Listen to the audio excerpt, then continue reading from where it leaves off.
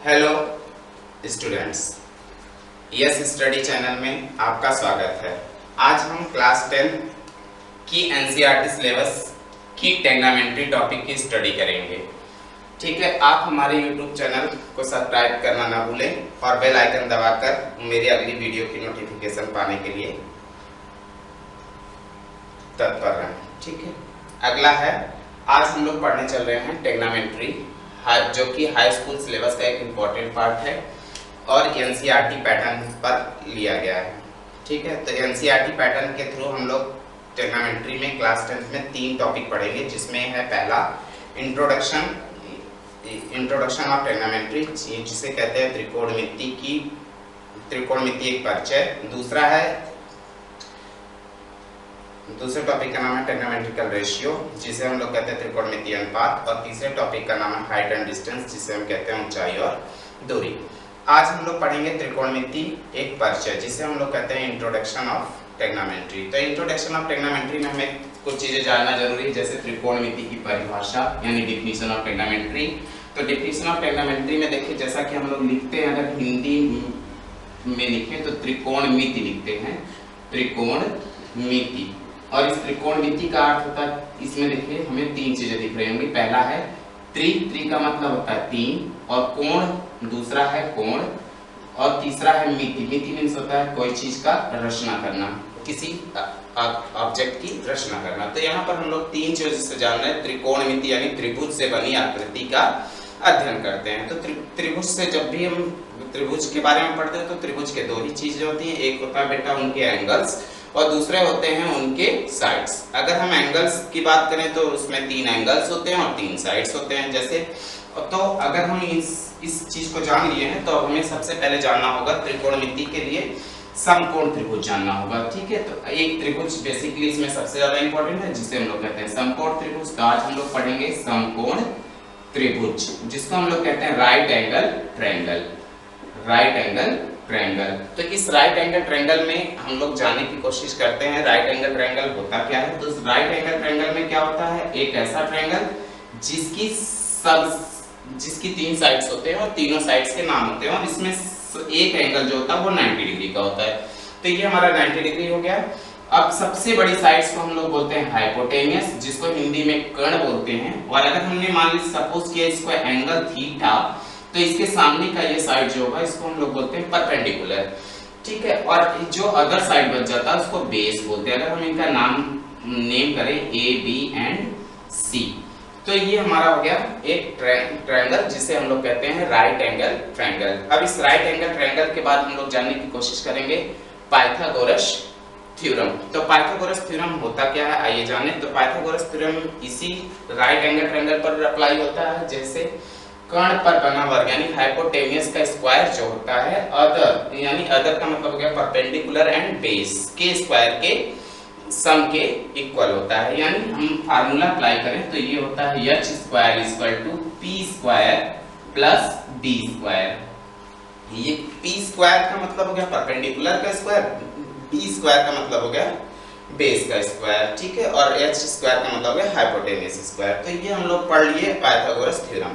अब अगर हम पाइथागोरस थ्योरम पढ़ चुके हैं तो अब इस राइट एंगल ट्रायंगल पर ही हमारे त्रिकोणमितीय अनुपात आते हैं। तो त्रिकोणमितीय अनुपात बेसिकली बेटा 6 होते हैं। 6 त्रिकोणमितीय अनुपात की अगर हम बात करें तो हमारा सबसे पहला त्रिकोणमितीय अनुपात 6 में साइन है, साइन, दूसरा है कॉस और तीसरा है टेन। ठीक है, अगर इसके आगे हमने थीटा लिख दिया तो ये एंगल हो गया, इसे हम लोग बोलते हैं साइन थीटा। थीटा एक एंगल है बेटा, कॉस थीटा, थीटा एक एंगल है। इसी तरह से अगले 3 होते हैं कॉसेक थीटा, सेक थीटा और कॉट थीटा। ठीक है, अगर हम इनकी हिंदी जानने की कोशिश करें तो इन्हें हम कहते हैं हिंदी में ज्या, इन्हें कहते हैं कोज्या और इन्हें कहते हैं अस्पर्शज्या।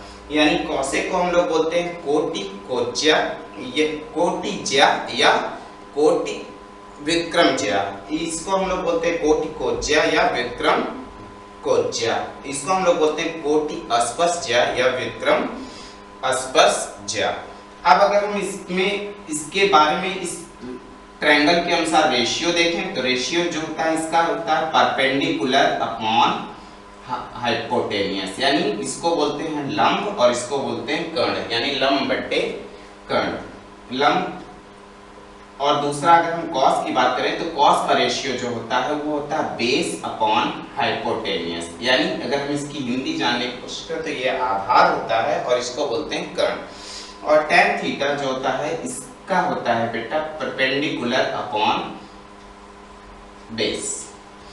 ये हमारे तीन रेशियो हो गए जिसे हम कहते हैं साइन थीटा, कॉस थीटा और tan थीटा। अगले जो होते हैं बेटा इन्हीं के व्युत्क्रम पर चलते हैं। जैसे इसका है परपेंडिकुलर अपॉन हाइपोटेनियस तो इसका होगा हाइपोटेनियस अपॉन परपेंडिकुलर, और इसका है base upon perpendicular base upon hypotenuse तो इसका होगा हाइपोटेनियस अपॉन बेस, और इसका है परपेंडिकुलर अपॉन बेस तो इसका हो जाएगा बेस अपॉन परपेंडिकुलर। इस तरह से हमने 6 त्रिकोणमितीय रेशियो के बारे में जान लिया। अब कभी कभी बेसिकली इस पे सवाल आते हैं तो वो सम्स एक एग्जांपल लेकर के हम ट्राई करते हैं। जैसे हमारे पास लिखा है, एक मैं एग्जांपल ले रहा हूँ, उस एग्जांपल के थ्रू हम जाने एक सवाल लगाने की कोशिश करते हैं। जैसे हमारे पास लिखा हुआ sine theta equal to 5 upon 13, ये लिखा हुआ है sine theta equal to 5 upon 13। तो हम सबसे पहले क्या करते हैं, हम अपने अनुसार लिखते हैं साइन का रेशियो। तो साइन का रेशियो होता है परपेंडिकुलर अपॉन हाइपोटेनियस। तो हमारा परपेंडिकुलर फॉर्म जो है वो 5 है और हाइपोटेनियस फॉर्म जो है वो हमारा 13 है। तो अब हमारे पास एक साइड नहीं है बेटा, वो साइड कौन सी है, बेस नहीं है। तो बेस के लिए हम लोग अप्लाई करेंगे पाइथागोरस ट्रिपलेट का, यानी पाइथागोरस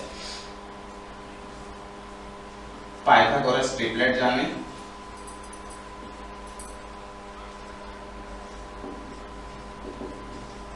ट्रिपलेट होता क्या है बेटा, h square equal to p square plus b square.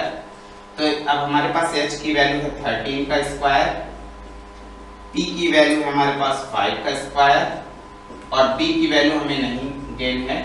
तो ये हो जाएगा 13 का 169, 5 का हो गया 25 प्लस b स्क्वायर।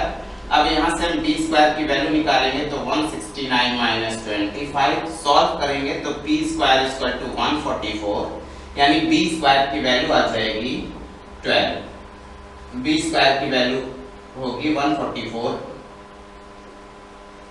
और b की वैल्यू होगी स्क्वायर रूट में 144, यानी b इक्वल टू आ गया 12। अब अगर हमसे इससे अदर पूछता है, अदर ट्रिग्नोमेट्रिकल रेशियो, जैसे इसने पूछा कॉस का, तो कॉस थीटा इक्वल टू हम पहले लिखेंगे b अपॉन h। अब हमारे पास वैल्यू पता है, cos theta equal to b की वैल्यू 12 और h की वैल्यू हमारे पास है 13। तो इस तरह से हो गया कॉस की वैल्यू। अगर हमसे पूछा जाए tan की वैल्यू तो हम लिखेंगे tan थीटा इक्वल टू होता है p अपॉन b। तो tan थीटा की वैल्यू क्या होगी, p की वैल्यू हमारे पास है, p की वैल्यू अगर हम देखें तो p की वैल्यू 5 है और b की वैल्यू हम लोगों ने अभी सॉल्व किया, b की वैल्यू हमारे पास 12 है। तो 5 अपॉन 12 ये हो गया tan थीटा की वैल्यू।